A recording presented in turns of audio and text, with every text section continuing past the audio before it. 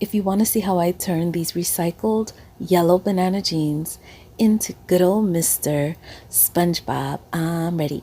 I'm ready. Are you ready? Keep watching.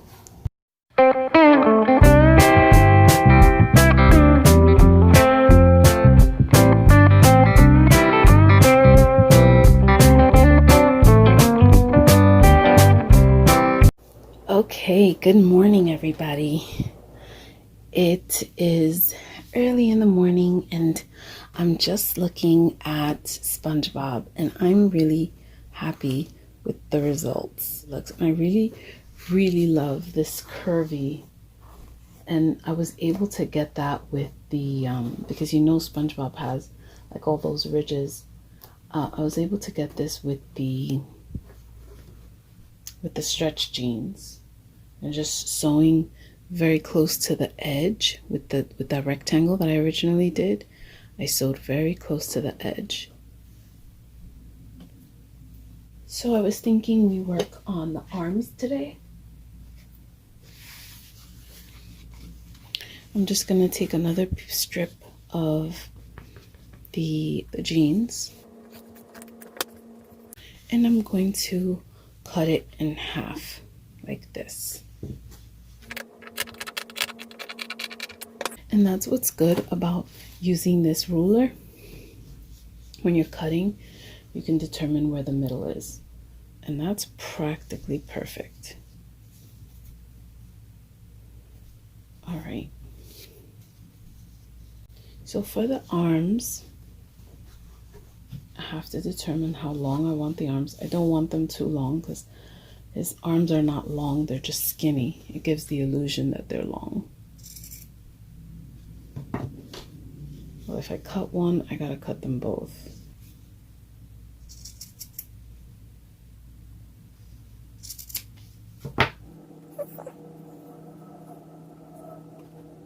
Still too long.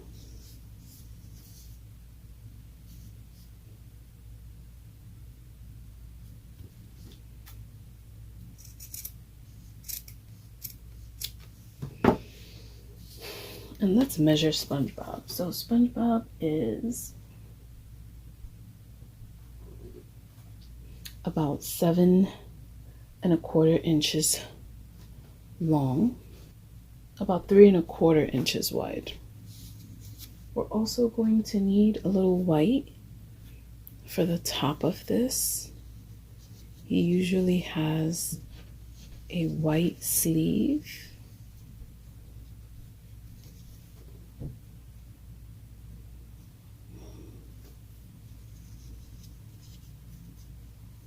So I'm trying to see if I roll this up,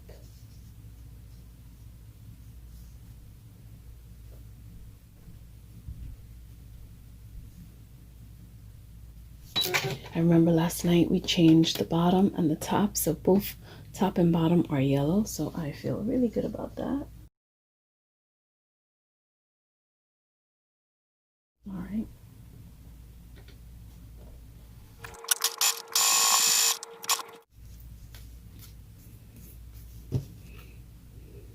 Okay.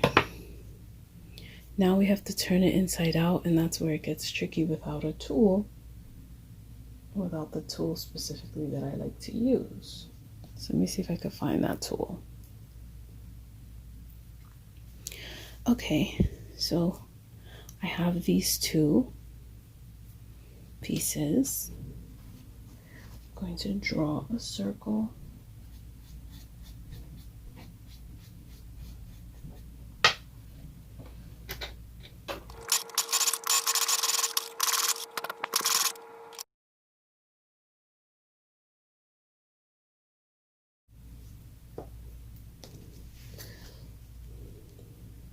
Like I said, working with little pieces is really tough. Imagine working with them smaller than this with fabric. It is tough, but it's not impossible. It's just a lot more work, that's all. I don't discourage anyone from doing it. And sometimes when it's so challenging like that, you're just even more proud of yourself for taking the time, being patient, sticking it through. Like, you're then a lot more proud of yourself. That's how that hand came out.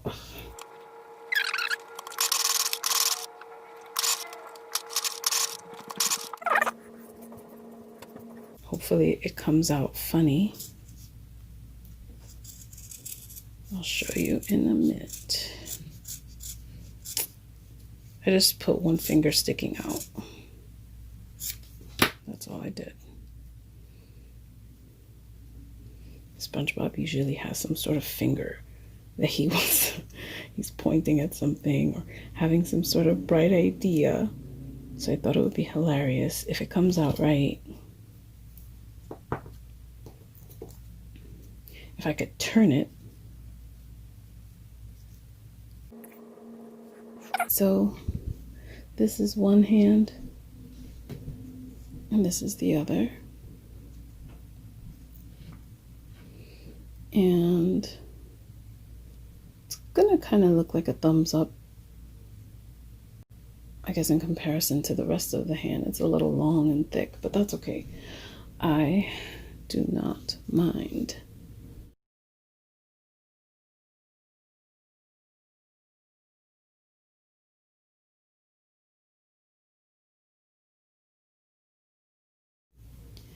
Now I'm ready to attach my hand to the arm, as long as none of this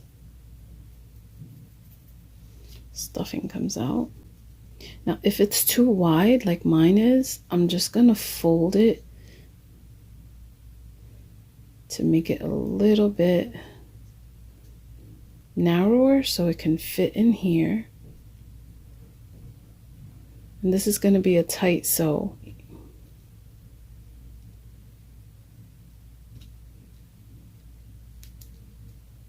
Because it's going to be right on the tip.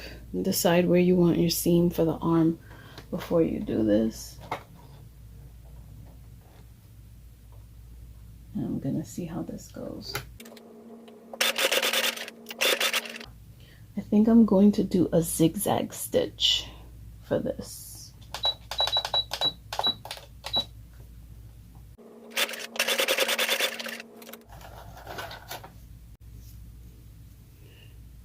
I'm really happy with that.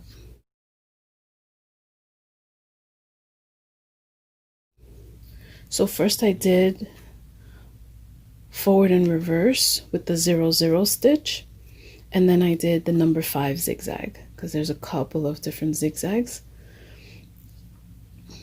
I did the number 5. And I'm happy with that so far. There's still some more. We have to stuff these arms, but I feel like the hardest part is this, so I want to get the hard part out of the way. This looks narrow to me.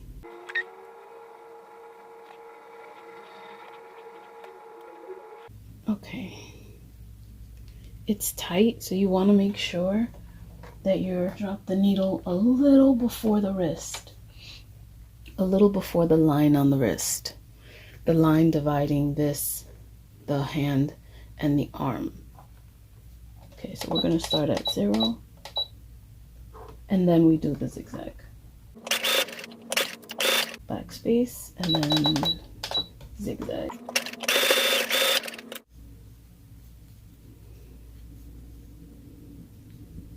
There's this line here that I wish it would have caught, like it caught here. So I think I'm gonna go back in one more time.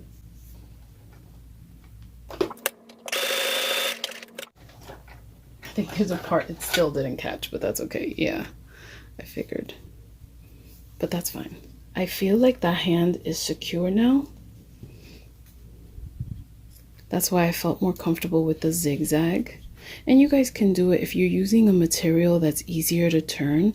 This is like thick stretch jean, and the the pieces that I'm working with are kind of small, and I want to do it on the, I want to do this on the sewing machine, not with hot glue or fabric glue or any kind of other adhesive, spray glue. I don't want to do that with that. I want to make this a full sewing video. And so that's why. So we got these two hands, kind of looks like a thumbs up.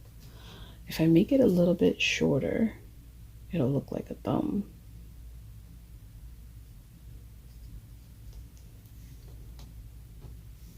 I don't know. Okay, so let's get a little more of this filling.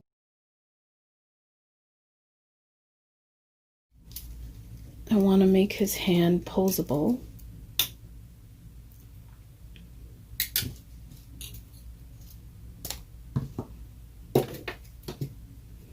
So, let's see.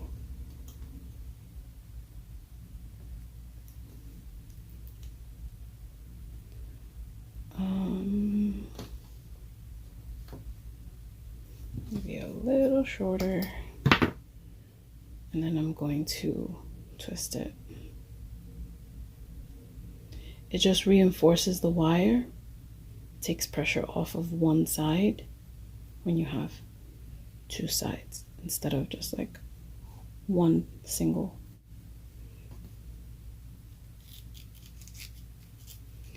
And the reason I put that piece of fill at the bottom is so that if you're giving this to a child, that the bottom of that wire, which is pointy and hurts like heck, doesn't come out of the doll. Some people glue it too. However you do it, as long as you're making sure that you don't leave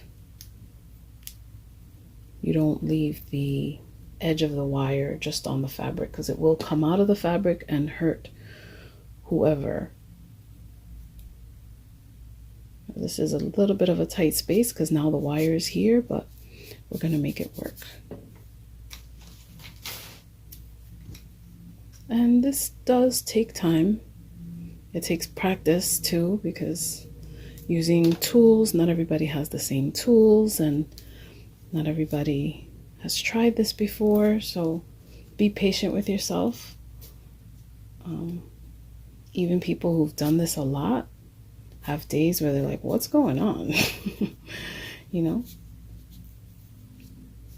But I do urge you to stop worrying about where everyone's at.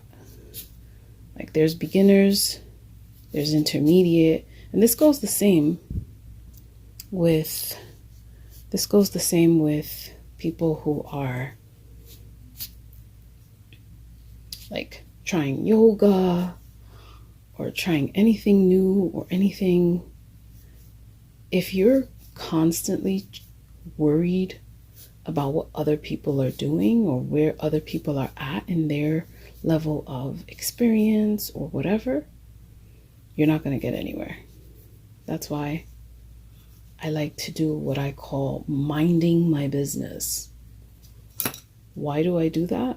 Because I remind myself that I have to focus on me and focus on where I'm at and not worry about where everybody else is at. That makes for people not hate. That makes for you to not become a hater by mistake. If you're constantly paying attention to people, you easily become a hater. And nothing that anybody does, then all of a sudden you become the person that nothing that anybody does impresses you because you're hating so much. Oh, that person did that? Oh, that's nice. Oh, really? That's cool. Nothing impresses you. But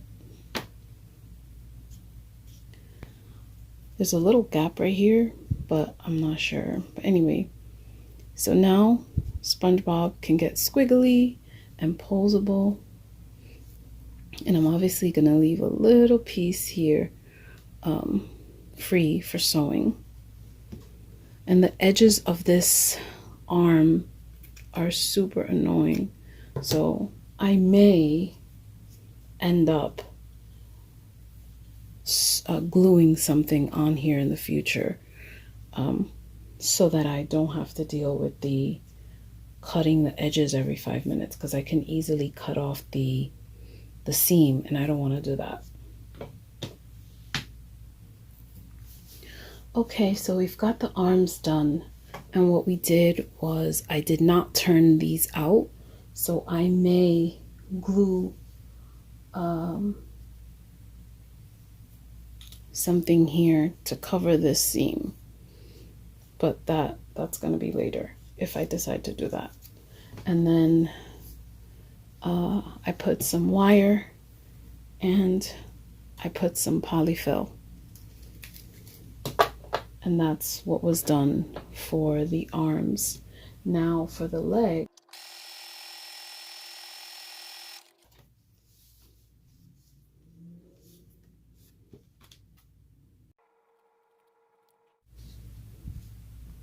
also I decided to make the shorts a little wider and make them like the bell that they originally are.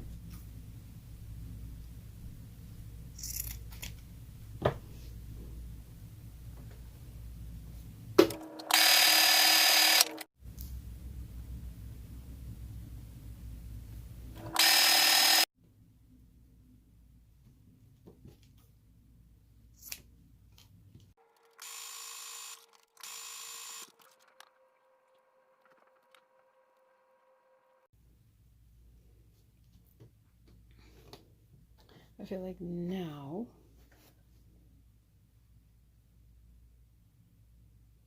they look more like SpongeBob. I just gotta make them a little bit shorter.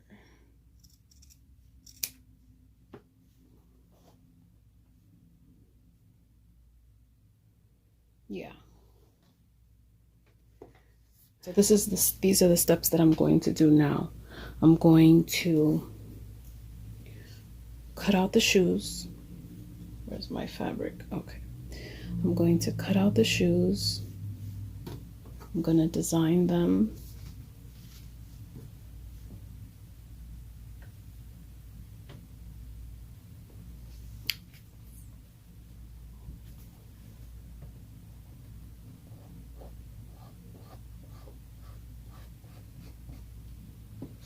I'm going to just design them very simple. And then I'm going to fold the fabric so that I can cut 4 pieces, 2 sides for each shoe.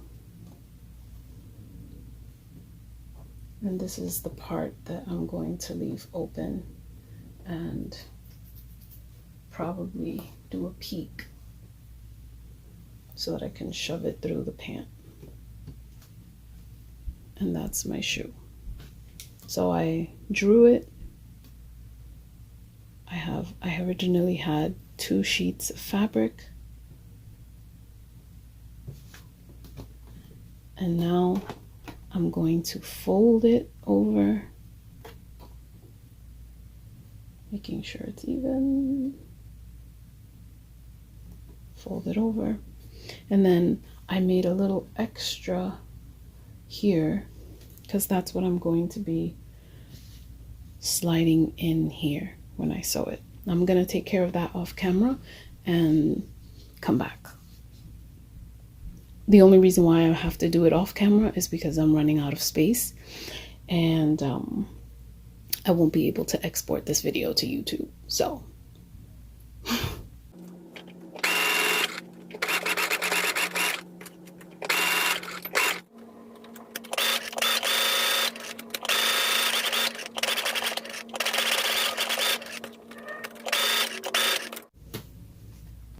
by the way, another tool that's good for you to use is a paintbrush.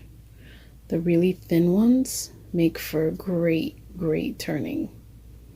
So if you don't have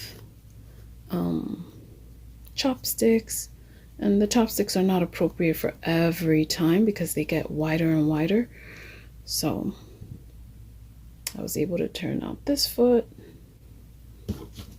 Just gonna cut a little bit more.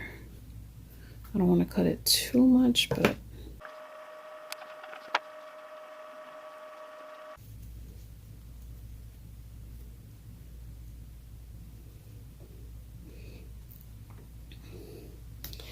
now I'm going to fill this up. Then I'm going to attach it to the leg, and then I will fill up the leg with the wire and the stuffing.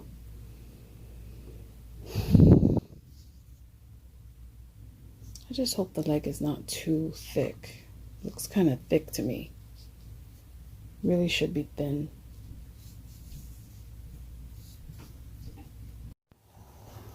So I did make the legs thinner, and we already did the arms. I attached the shoes to the socks. You saw me make the shorts, and I also got an extra piece of fabric for the top of the socks. A lot has happened to SpongeBob. I have attached the arms, the sleeves. I attached the feet, the legs. So I'm going to tell you briefly how I did that.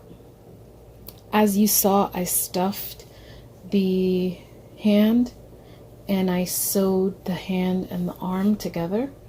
I then put a wire through the hand and stuffed, the arm, and then stuffed it. I then took the same fabric that I used for the shirt and I wrapped it around. I kind of did a biased binding to make this and then sewed it by hand in the back. And did the same thing for this arm. This arm, I made a mistake. I was supposed to leave this seam for the back, and I did not. I didn't want that in the front, but maybe I could twist it. Since it is, let's see. It is, well, I think that's fine. Because, it is a bendable doll now that I inserted that wire. So the doll should be able to do different things. Then for the pants, the legs, I attached the shoes a little differently to the legs than I did the hands to the arms. I left the opening in the middle of the shoe, so I did not stitch this on the machine. I stitched it by hand all the way around the shoe and the leg so that I could stuff the wire all the way down to the shoe. So the wire is in here inside the shoe, and then it's all stuffed. The shoe is stuffed, and then I I sewed the shorts on first to the felt, and then I inserted the legs into the felt shorts and sewed them on. So some of this stuff I did by hand. It sounds like a lot, but it's really not. And since it's a big doll, it's not as intricate. And I was able to do this doll in a day. And not even a full day. If I had to gauge how many hours it took, I guess I would say combined maybe 3 or 4 hours. Let's say 4 just to be on the safe side.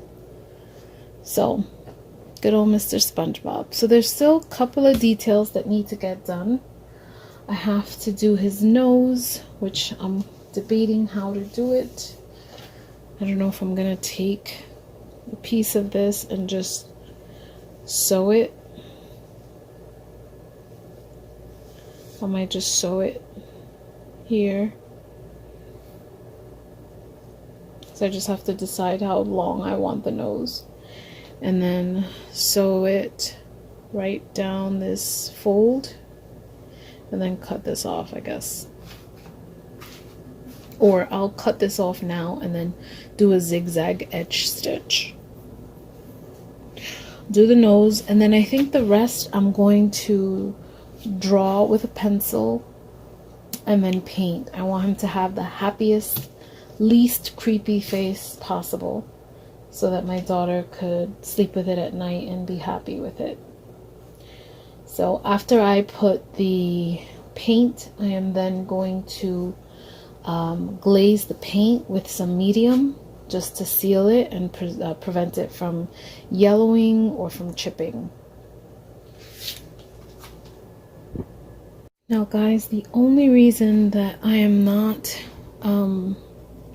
filming everything is because I don't have enough space. I don't even know if I'm going to be able to export this. And yeah, that's really my problem, not yours. But I'm doing the best I can, and hopefully that will be enough.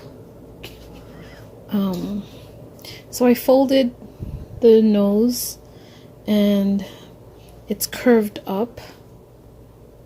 upward, like the way SpongeBob's nose curves up.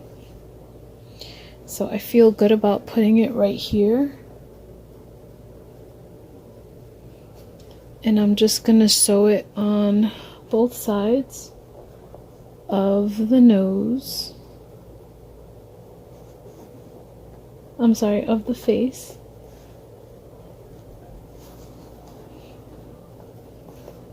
Wait, hold on.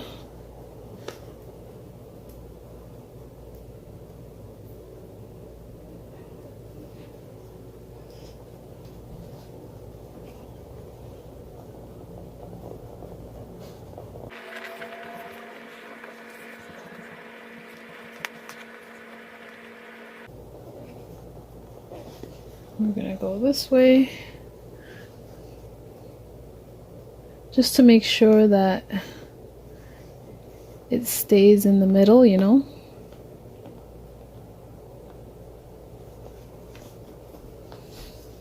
I'm gonna do the top as well.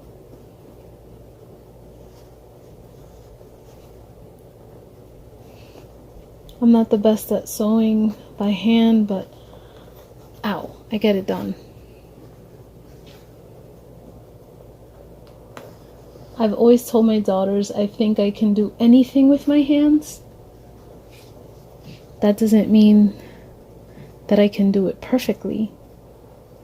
And I don't know if I want to necessarily do everything perfectly, although I am a perfectionist. I don't know if that makes any sense.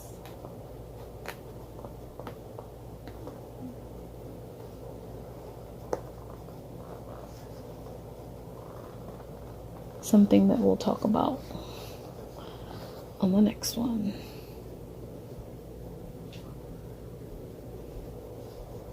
I'm going to insert the needle through the nose and take it out through the edge.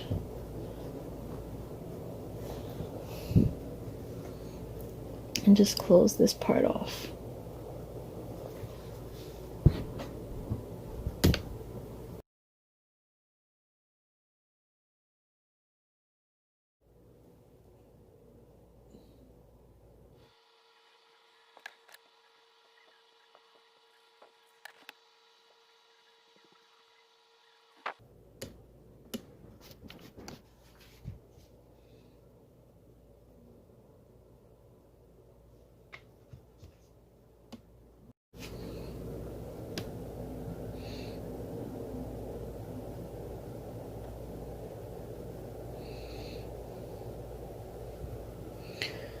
Okay, so a couple of things changed.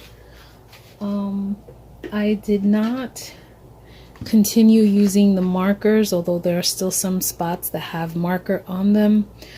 The marker bled, and I'm going to show you a little close-up real quick of what happened. See the tongue, I've been painting over and over and over because it continues to bleed. It's bleeding all in here. So the marker definitely bleeds. I painted on top with some acrylic black here, and I put a line of acrylic here to see if I could stop the bleeding, but I'm going to continue putting acrylic around. The eyes didn't bleed because I didn't do it too dark. The eyelashes are acrylic, the eyes are acrylic, the cheeks were marker, and then I made them acrylic. And then I didn't want to do the holes from the sponge. I didn't want to like poke them with the, like, I originally wanted to like sew them in or paint them with gray or something. And I just decided to take a yellow marker. That I don't mind if it bleeds. I decided to take a yellow marker and then just show the circles on him that way. So he's almost ready. I'm going to see if I patch up a couple of those little details. That's what I am going to do. So that's how SpongeBob turned out. He has posable legs. He has, let me see. He has posable legs. So if you want to make him kind of hang out here, his legs bend, so you can sit him down. Posable arms, and I feel like that's SpongeBob. I feel good about the doll. So that's my rendition of SpongeBob, completely sewn from head to toe, whether it was on the sewing machine or with a sewing needle, sewing by hand. This was a sewing project on how to make a SpongeBob with recycled fabrics. The yellow is from a banana jean pant. The white shirt is from my mom's seat covers for her events, a recycled seat cover, some recycled felt. Again, this is the seat cover used for the socks, and I put marker on the socks.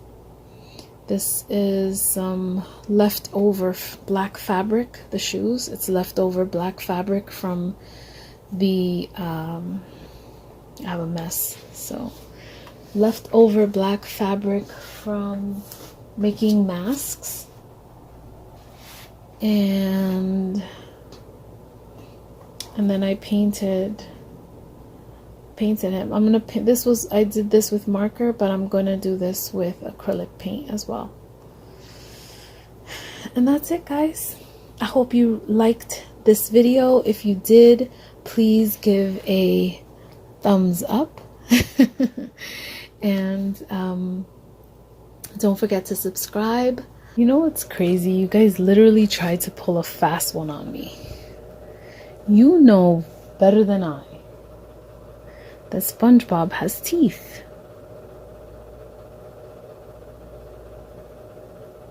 And the fact that you didn't say anything is disturbing. I kind of want to just get the parameter first. Alright. Yeah, so SpongeBob has teeth. You tried to pull a fast one on me. Now I'm going to start his teeth out kind of short. And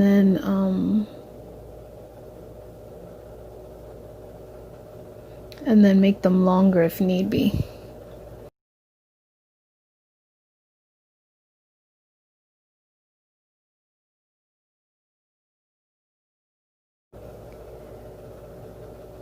Make your own SpongeBob from recycled jeans. It wasn't the easiest, but it wasn't the hardest, I think. So I slowly came to find out that SpongeBob's teeth were bleeding through the marker as well. And so my daughter was like, "Mom, why don't you just put fabric?" And I'm like, "Oh my God, I wasn't even thinking." So I ended up putting canvas, and I gessoed the canvas, and once I gessoed the canvas, I painted it white, and that was much better. I want to thank you guys so much for watching, for all of your patience. I hope you enjoyed this video. If you do, please like, comment, share it, subscribe. Don't forget to hit the notification bell so that you don't miss any of my videos. And I hope to catch you guys on the next one. Peace.